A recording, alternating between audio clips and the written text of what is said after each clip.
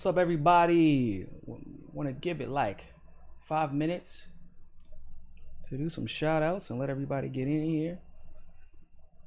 Make sure you share this video. Make sure you like this video. This is some exclusive stuff. So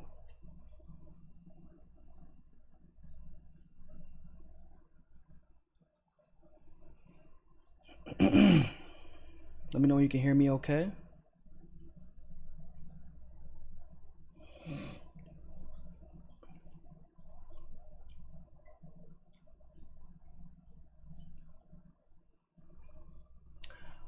Natalie, what's going on? What's going on?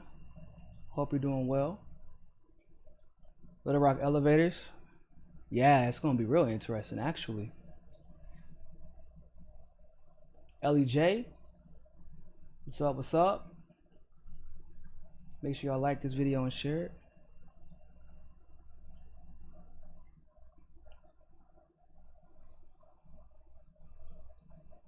Loud and clear, Russia.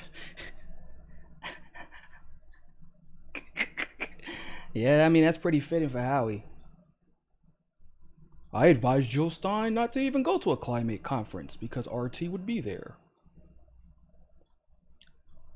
Because everybody knows we want leaders who are afraid to confront potential adversaries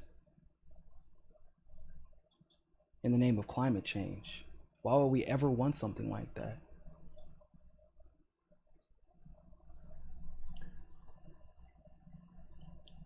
Sugar Shane, I'd rather have Ventura if we're going to treat politics like. I mean, it's pretty good logic. I've said the same thing. I mean, I'm a big Dario Hunter fan, but as far as Ventura goes, I definitely support him as well. And I agree. I mean, we got a pro wrestling Hall of Famer in the White House right now, so why not bring another one on the scene who actually knows what the hell he's doing?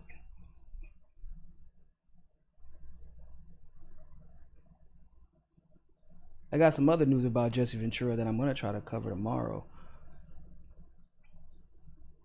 It's going to be pretty crazy stuff.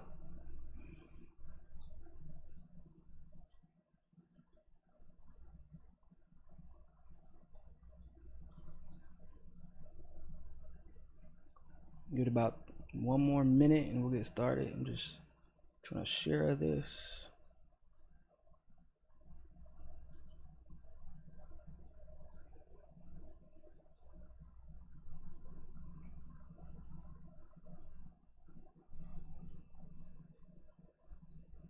Terry B, sick of being lied to and gaslit. I 100% agree, bro. I'm so tired of the gaslighting.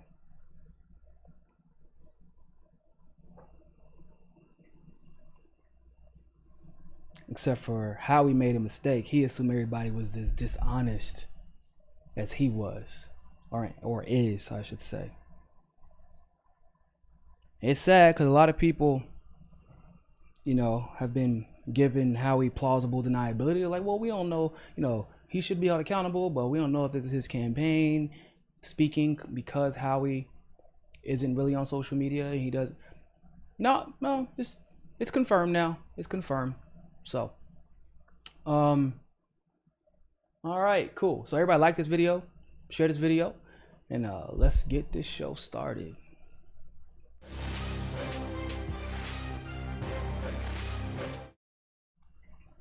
What is going on, everybody? Thank you all so much for tuning into this live stream segment of Mika Says Ukasa. And of course, as always, I am your humble host, Niko House. So as you know, we have been at the forefront of covering the corruption at the very top levels of not only the Howie Hawkins campaign, but in the Green Party, where the Howie Hawkins campaign has clearly shown connections and significant influence over. I have not left this up to word of mouth.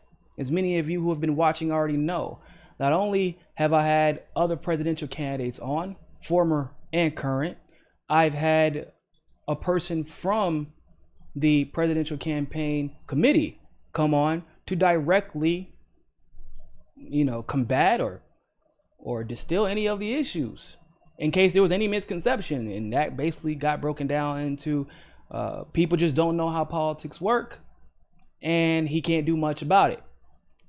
Yeah, I know. Didn't really offer us much help, but it did give us some insight into how things got as bad as they did. In addition to that, if you all recall, I had two young women from the United Left, an organization that is dedicated to uniting the left, no matter what party, against causes or for causes and for issues, rather than splintering resources. So their goal has always been to work with all leftist parties and build coalitions where there have been none in the past. They work with people like Nick Bryant. They still work with people within the Green Party. They work with some people in DSA. They work with socialists. So like they work with everybody. And one of the very basic concepts that the United Left adheres to is that for us to even begin to think about working with you as a national party, you have to have an ethics committee, which is how a lot of this stuff got started. I think that's a pretty fair request, right? Because they want to know that in situations like what we were seeing with the Howie Hawkins campaign, that there will be some level of accountability, because they understand individuals can sometimes go rogue, but the whole party should not be punished for that. In addition to that, they also saw some troubling, once again, as they're trying to build a coalition with the Green Party, they saw some troubling exchanges between Andrea, who is one of the campaign managers of Howie Hawkins' campaign, and some people who are avowed Howie Hawkins dissenters, where her response was, when they brought up legitimate criticisms, her response was, well, we're winning, so that's it. When myself, Imposta, challenged Kevin Zeese and said, hey, shouldn't the Howie Hawkins campaign be making every effort to coalesce, even with people who may dislike his politics? Because at the end of the day, I thought it was about getting the 5%, right? And you're going to need every asset you can get to get that 5%. This isn't doing a good job of that. We were told live on camera that the other candidates are trash.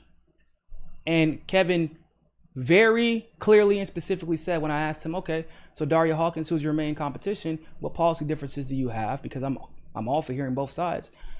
We were told very clearly, had nothing to do with policy, actually. In addition to this,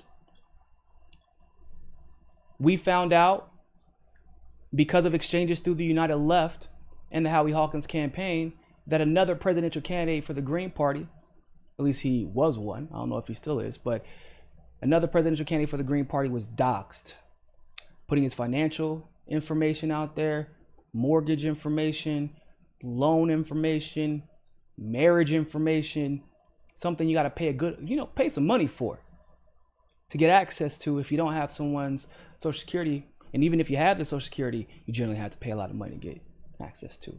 Okay?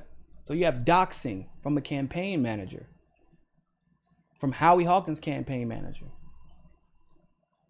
Okay, so there's a lot of crazy stuff going on. In addition to that, we broke the news the other day that an official from the Green Party admitted that Howie Hawkins, and by extension the highest elite of the Green Party, because his wing runs the Green Party, Andrea's wing runs the Green Party, they admitted that they were not trying to get 5%.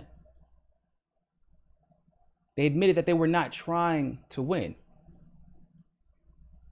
They also admitted that the Green Party worked in conjunction with Howie Hawkins' campaign to keep Dario Hunter, Howie Hawkins' biggest competition and currently second place in the Green Party's primary, off the North Carolina ballot. They admitted it. So all this happened, and because the young women and the people at the United Left are extremely fair and extremely impartial, and their whole goal has been to unite the left, they have been, and this isn't, by the way, isn't the first time they tried to reach out to Howie Hawkins, but they were finally able to get in touch with Howie Hawkins. Finally. It's crazy what happens when people come out and admit that you've been basically cheating and allowing your people to get away with whatever. It's crazy how quick they'll pick up that phone. It happened to me whenever I was covering the fraud in 2016. You say somebody's name on camera enough, they all of a sudden know how to answer the phone. So these young women who have been very diligent in trying to get the facts before they coalesce with any particular person finally had a conversation with Howie. They pleaded with Howie to create an ethics committee. Do you know what he said? You want to create it? I can't do it. They said, look, we're not even putting the onus on you to create the committee. We just ask you to just say that it's necessary. An ethics committee, ladies and gentlemen. Ethics. He refused to do so. He said, y'all should create it then. You go run for office. What does that have to do? You're the one who's trying to be, you're the de facto leader of the party. You created the party in its modern form. And you won't even just speak up in support of an ethics committee? That's a red flag. Huh. Okay. Then, when the issue of doxing was brought up, saying, hey, once again, even myself, when we were on camera and the young women made it very, very clear. Look, we're not going to say that Howie himself was responsible, but his campaign manager is absolutely responsible. We have the screenshots and everything. So we'd hope for accountability at the very least. We're not going to blame him directly and say it was him, but at the very least, show some accountability here. And do you know what was said? There was excuses made. In fact, Howie Hawkins said that Andrea has been doing a fantastic job. So why would he fire her or hold her accountable? He made excuses for the doxing and then went on to praise the very woman who multiple parties, local parties within Colorado, tried to band together and expose Andrea and put together this whole manifesto, this whole expose about this woman because she's so bad. You know what the result was? Somehow it resulted in them being dissolved instead of Andrea being held accountable. That's interesting for a candidate who is clearly trying to get 5% and coalesce the left. Interesting. So then, when they brought up, that they had been on my show, that we had talked, etc., etc., etc., do you know what Howie said? Even though I've given him multiple chances to come on my show and defend himself, I'm a pretty fair-minded person. I'm a pretty even-handed person. I literally interrupted my show before because an official from the Green Party had an issue with something that one of the former presidential candidates was saying. I interrupted my show to bring them on. But Howie said, well, you can't listen to anything that Niko says because he's the Alex Jones of the left. Which, once again, really overestimates my ability to influence the left, first of all. Two, I could never get as much money as Alex Jones does for selling out. Okay? I will never ever get that much money. So those are the first two things. I wish I had that much influence over the left, like Alex Jones has over the right. Unfortunately, probably will never happen. Third of all, Howie, what if I said that was wrong? You literally confirmed everything that was said. You made excuses for the doxing, which we have screenshots of. You defended your campaign manager who did the doxing, the same doxing we have screenshots of. You defended the doxing itself. You are refusing to even support an ethics committee after you had been alleged to not even want to win. Not even not want to win. You don't even want to get a tweet out to say, hey, I absolutely support an ethics committee and we should put our best foot forward to make sure that we get this happen. It's long overdue. You won't even say that.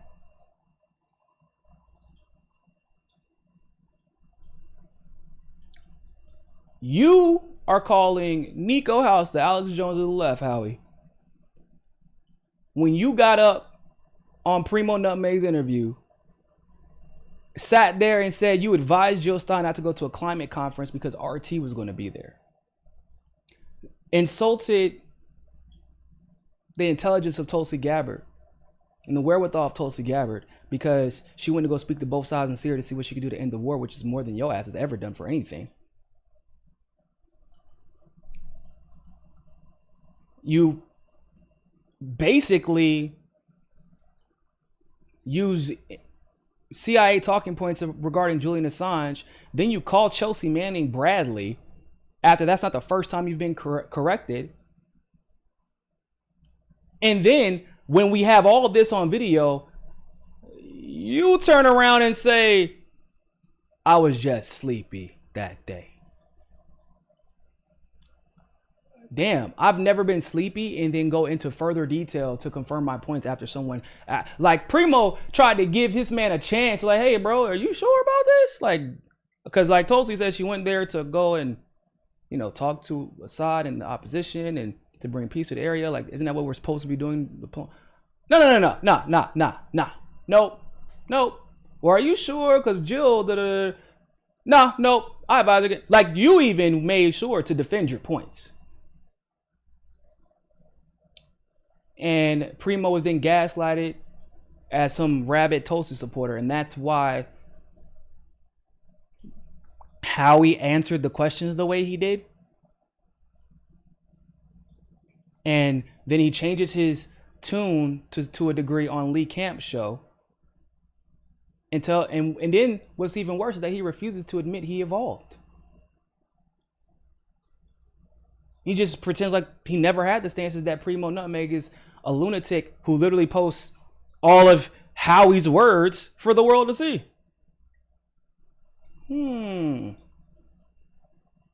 But what I find even more interesting is that this insult of being the Alex Jones of the left is not one that I'm unfamiliar with. However, you know who the only ones I've ever known to call me that, which makes this even more interesting.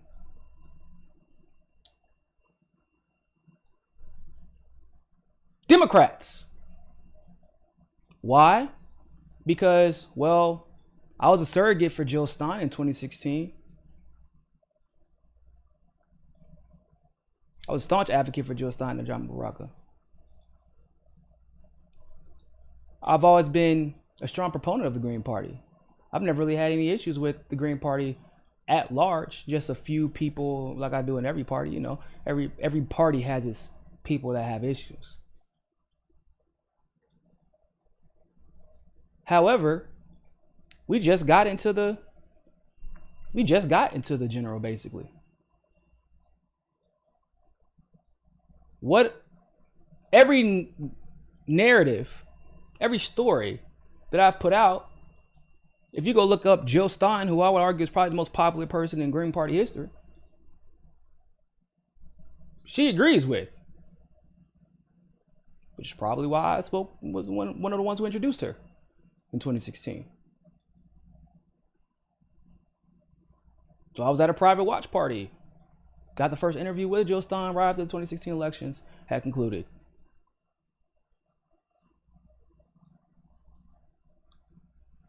But I do support third party. I do support independent thinking. I do support diplomatic foreign policy. I do support ending the MIC, not just through empty words, but through action and policy. I do support peace and diplomacy first and foremost. And generally, I expect those who claim to be for these things to push policy and shut down rhetoric. Push policy that supports it and then shut down rhetoric that is the opposite or antithetical to these missions. And of course, with neoliberals and most specifically neo-progressives, when you hold people accountable, they don't like that all that much, because then of course they're expected to be accountable for themselves. And this is the group of people who have called me the Alex Jones of the left. The same people, you know, much like yourself, who would never step on camera with me because they know better.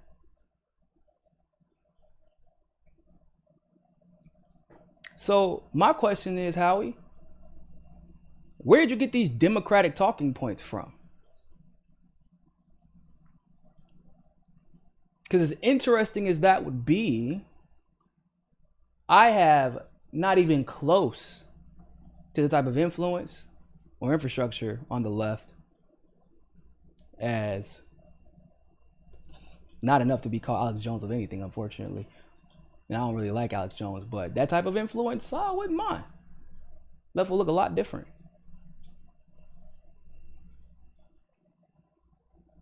So where'd you learn that from, Howie? You don't really watch independent media. You don't watch, you know, I know you've been on a couple of people's shows. I'm friends with them though. And for the most part, Lee, Ron, Placone, we actually see things eye to eye too. In fact, I would say that Lee is probably even further to the left when it comes to some issues. Like as far as the things that he covers or has time to cover and go into and delve into. He's even more into conspiracy. And you had no problem going on his show and lying straight to his face and lying to the American public about where you stand on issues. But the one show that exposes you for who you are, the one show that would not let you nor your surrogates lie straight to our faces and pretend like you've always been on the side of diplomacy, that you've always been on the side of peace, that you are being held accountable for the actions of your management and your campaign staff and yourself, that you're being held accountable for your lies. The one show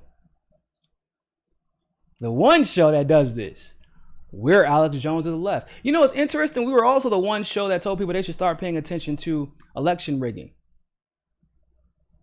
We were also the one show that said, hey, maybe it wouldn't be smart to smear Bernie's only ally because the chickens are going to come home to roost.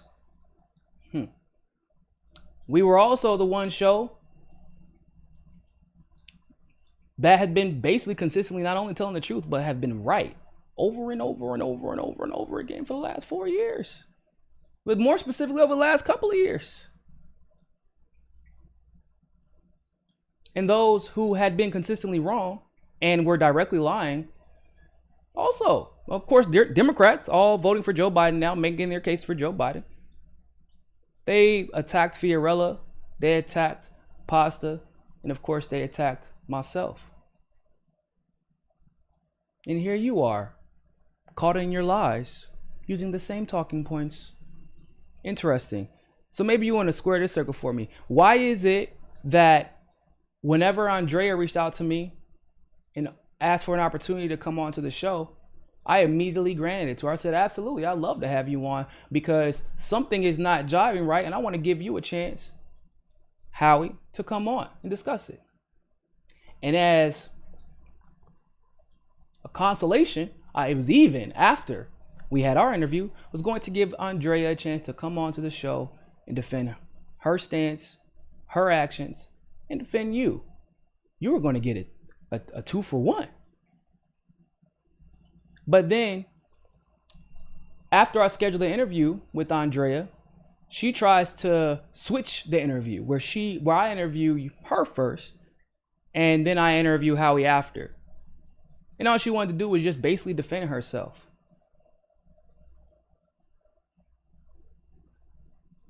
And she lied to try and get me to get her on instead of Howie.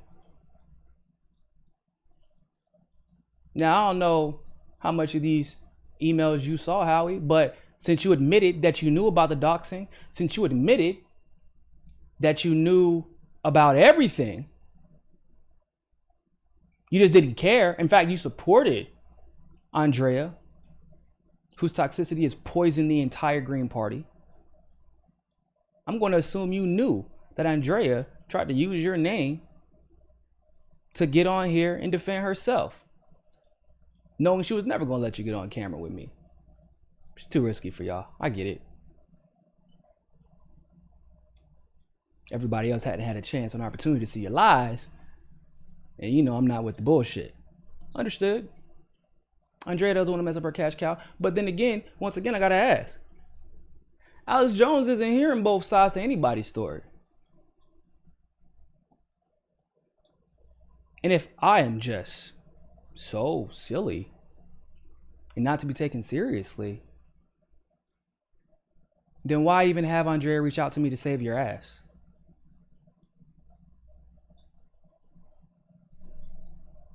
Out of curiosity, what was so, because you clearly know my name because you brought it up to the two young women. Both were there for the call. Both were present for the call. So it isn't like you can hide it, because if it was just one person, okay. But two women were there for the call, both from the Organization of the United and the Left, and both who were more than willing to come back on to corroborate everything I'm talking about right now. We had a long conversation about it yesterday where they were disgusted with what they heard. They couldn't even believe. They're like, huh? You can't even be bothered to push for an ethics committee?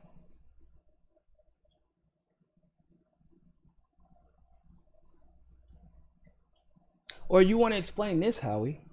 See, there was a lot of speculation with some of the presidential candidates and within the Green Party that Howie never actually wanted to run, which kind of makes sense, right? Who could have thought that it would be a good idea to run Howie Hawkins' old ass when Howie hadn't said anything really of any significance in the last 3 to 4 years, never took any measures to ensure that he would end up on the debate stage or show that he gave a damn about where the direction of the Green Party was headed at all. Why would the party, when we have Trump and Biden,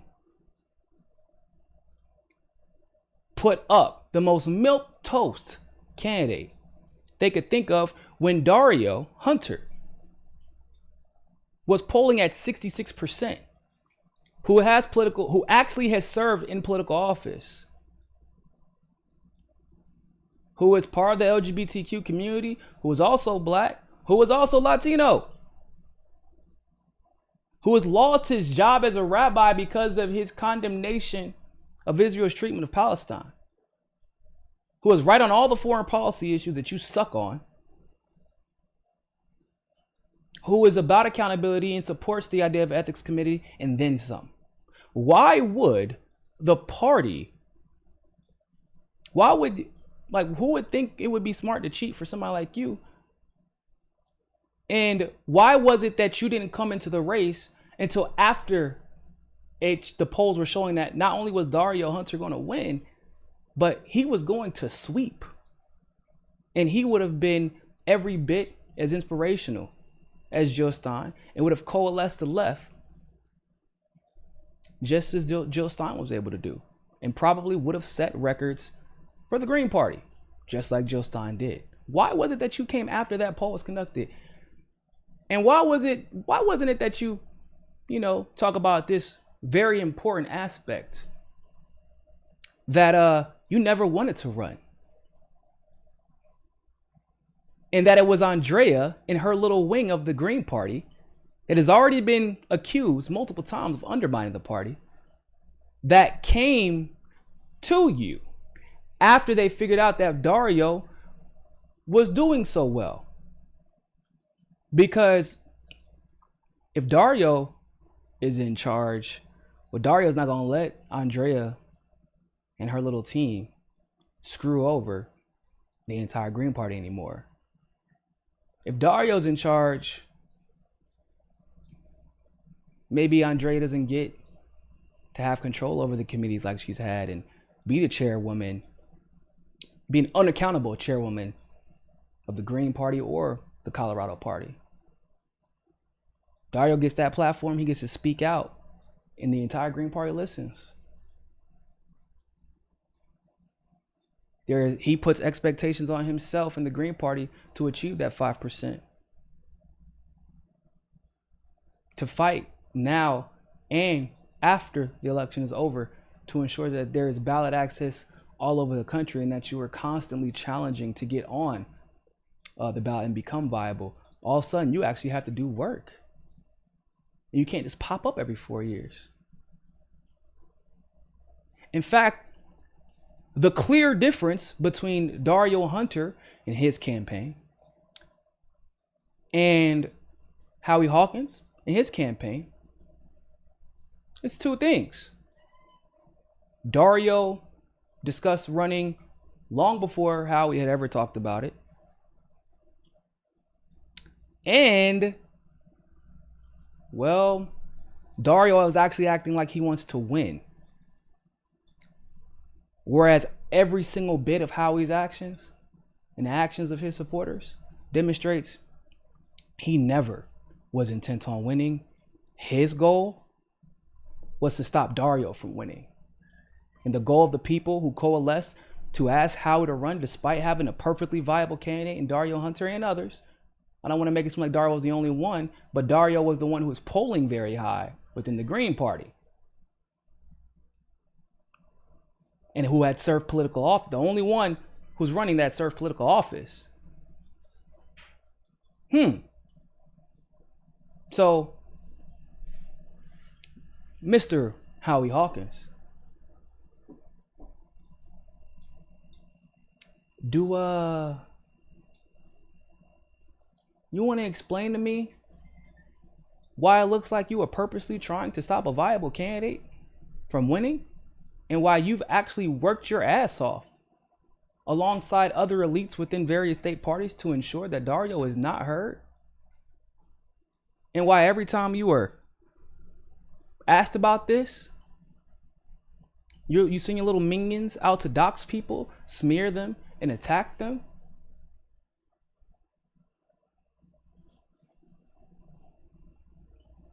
You want to answer all these questions? Because the invitation is still open. You can still come on the show and we can talk about it.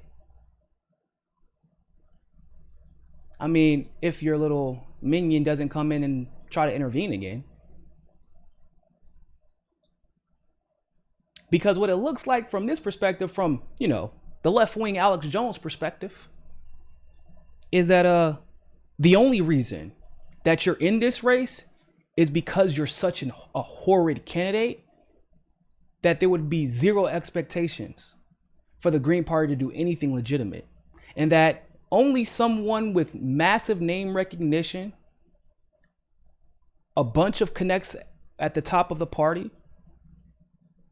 and with access that no one else would have access to, could get away with defeating, more specifically, cheating one of the only viable candidates in the race. Where have I seen this playbook before?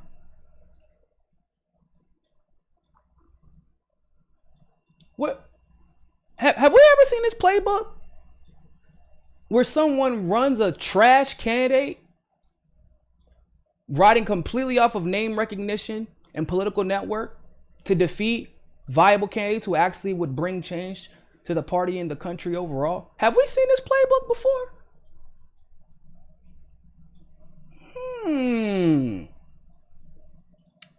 You know, Howie, more and more, you're starting to sound like a Democrat.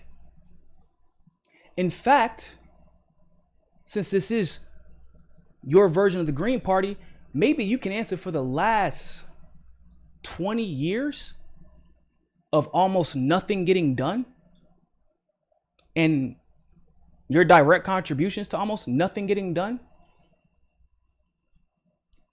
Maybe you can answer why you didn't form this version of the Green Party until the middle of the 2000 election. Just quick enough to come in there and attack both parties. But most specifically, you attacked Al Gore, who, although, you know, is a neoliberal, he is one of those neoliberals who's kind of he can sometimes be liberal, like leftist, and he's unreliable. You're probably not getting the war in Iraq and the war in Afghanistan and the Patriot Act under Al Gore. But although the numbers, right? We don't know if the numbers I don't like to spoil the argument when it comes to the numbers. However, I do know this. It's really coincidental that you came out of nowhere right after the Canadian Green Party gets 5% and have been doing very well, just in time to ensure that now we want to hold Democrats accountable. You had how long to build up a coalition against Bill Clinton?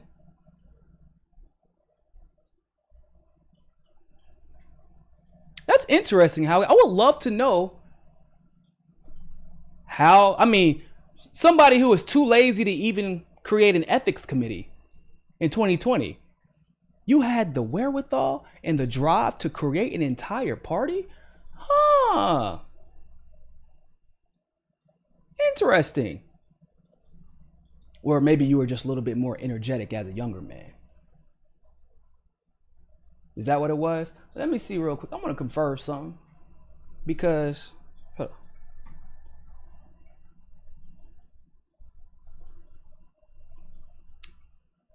on. I want to make sure I'm not crazy, Kyle. Okay, I wasn't crazy. Yeah.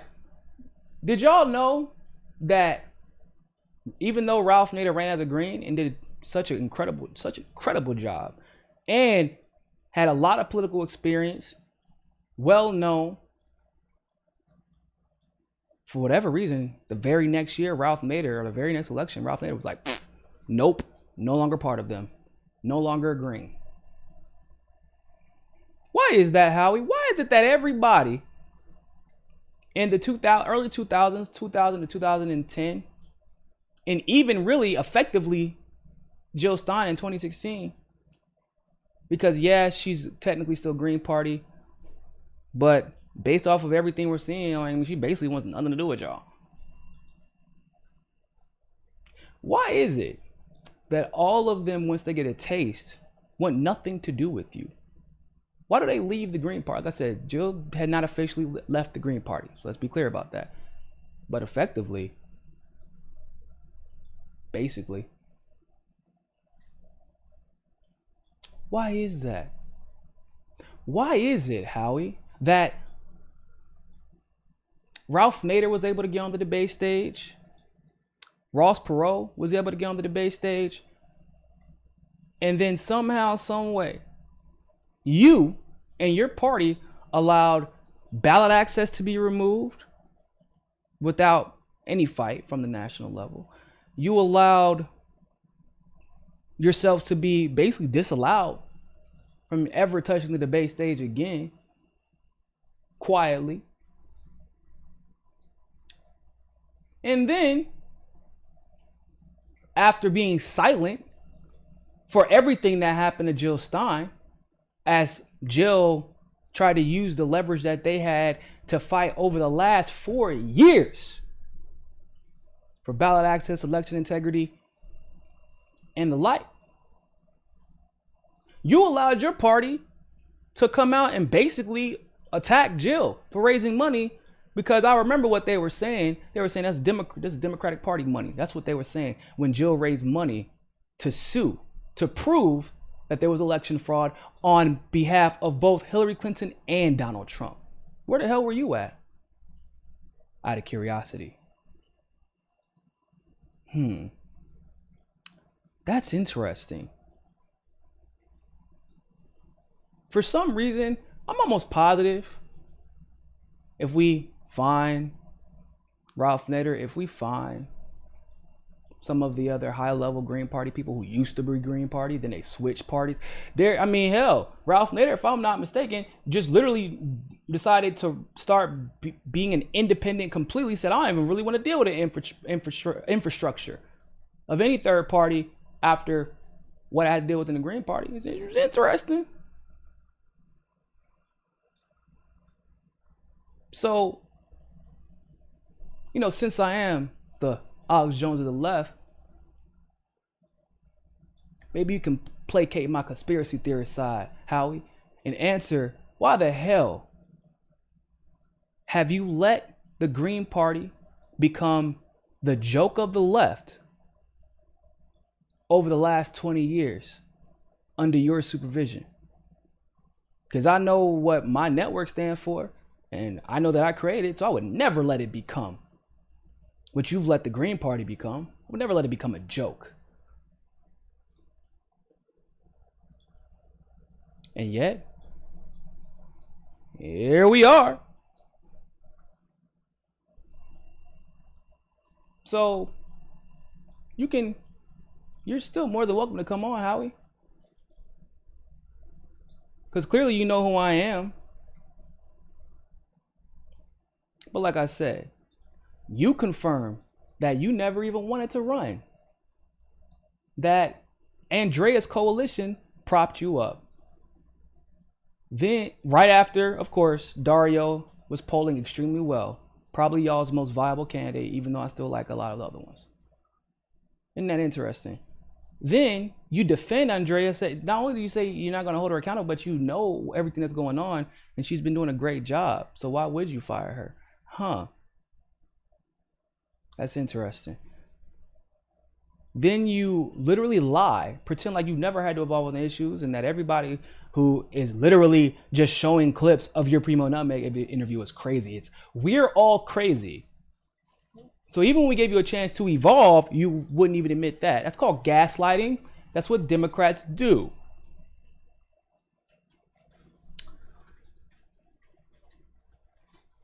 Then you were okay with the doxing.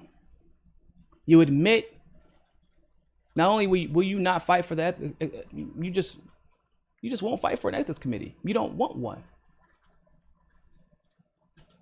You won't even put out a tweet in support of an ethics committee. You knew that you were talking to the United Left whenever all this conversation happened, like the group, the organization United Left, who was already working with members of the Green Party, was already working with the Move Forward People's Party, who was already working with all these other third-party organizations with some pretty goddamn big names in their coalition now. You knew that this could potentially sever ties with the Green Party. Yet you didn't care. In fact, and I'll leave you with this one. You know what you said instead? Because they remembered, because they were so appalled that they had to call and tell me. Then you say, let's just forget about this. Let's just sweep this under the rug. Let's just forget about all the corruption. Let's forget about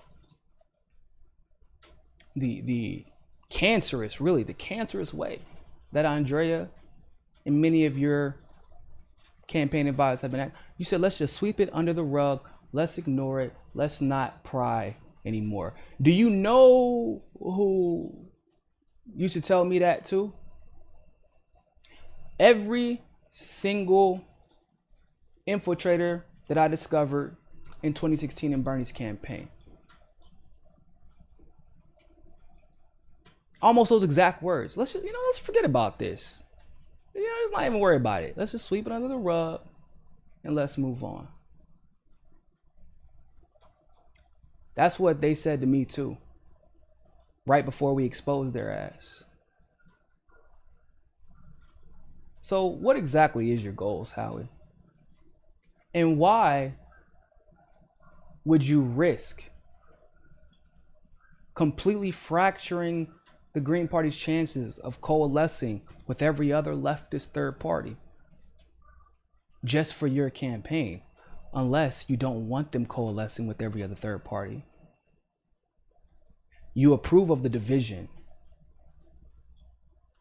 that Andrea and the like have supported in the Green Party. And your entire goal for entering this race was to make sure that in a race where the Democratic and Republican parties are the most vulnerable, that the Green Party has no chance on capitalizing on that opportunity like they were able to under Jill Stein in 2016. So you got a lot of questions to answer, Howie. You really do. Let me get to some of these super chats and I'll head out.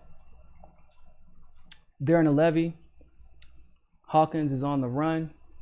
Yeah, he's on something. Ren Stent, former Green here. The infrastructure has been abysmal to work in and people left the organization. Howie is a symptom of the kingmaker politics in the green. He can't be a symptom of kingmaker politics in the greens if he was the one who created the greens. That standard has been set by him. But I agree with everything else. Justin B, I'm late to the live stream. Have you talked to the other Green Party candidates in the race for the nomination? Howie isn't the only candidate in the race. Yeah, I have talked to other candidates. I've talked about them. I've talked to them. I've had them on the show. I've also talked about, I could talk about them, which I do, but you're on the candidate campaign committee, my man. How about I worry about doing my job that I think I've been doing a pretty damn good job of giving these people exposure whenever I can or however I can when they request it.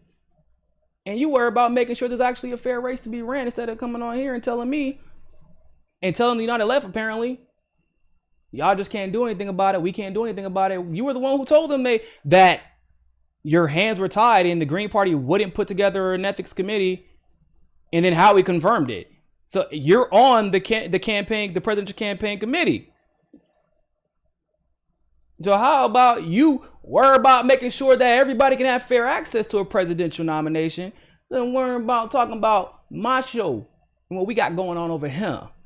We clearly doing a pretty damn good job, considering how we can't keep my name out of his mouth. But I appreciate the super chat, Justin. Carrie Mark, Howie Hawkins equals Warren. Yeah. Actually, that's pretty damn good. That's actually a really good comparison. Equals Warren. I like that. Tony watches closely. Keep the truth coming, Niko. Thank you very much. I appreciate the super chat, my friend. All right. Looks like we got to all the super chats. I appreciate you guys. Thank you all so much for tuning in to this live stream segment of Mikasa Sukasha. Make sure you check out our last video. We broke some news about the Attorney General, Keith Ellison, he's upgrading the charges to Derek Chauvin from involuntary manslaughter to second-degree murder. And in addition to that, he's charging the other 3 officers with aiding and abetting second-degree murder, which that's some historic news. That is literally historic news. So go check out that video, how we got there and what we're expecting to go next. But other than that, ladies and gentlemen, always remember, more than anything else, find your balance. Peace. If you like that segment of Mikasa Sukasa, don't forget to like the video and smash that subscribe button. Want access to members only live streams, behind the scenes footage, and other premium content? Well, you can endorse us on Rockman Premium, become a patron through Patreon, or you can sign up for the MCSC Premium membership through YouTube. All the links are in the description below. But hey, more than anything else, always remember, find your balance. Find your balance. Find your balance. Find your balance. Find your balance. Find your balance. Find your balance. Always remember, more than anything else, find your balance. peace.